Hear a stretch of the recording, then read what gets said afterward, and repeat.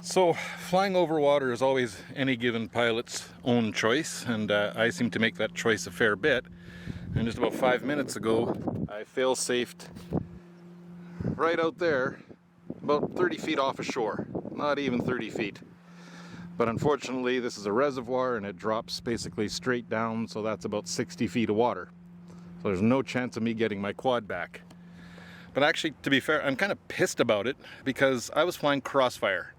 And how the hell does crossfire fail safe at less than 150 yards? I find that really irritating.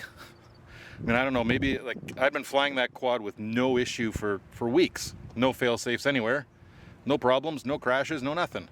And then suddenly, right out there, get a big RX loss and it just drops out of the sky.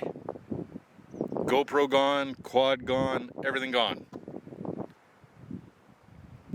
I don't know. I don't think it should have fail-safed at 150 yards. I'll have to figure out what the hell that's about. Because it kind of irritates me that it would fail-safe at 150 yards, and then as a result, I've lost a GoPro and my quad.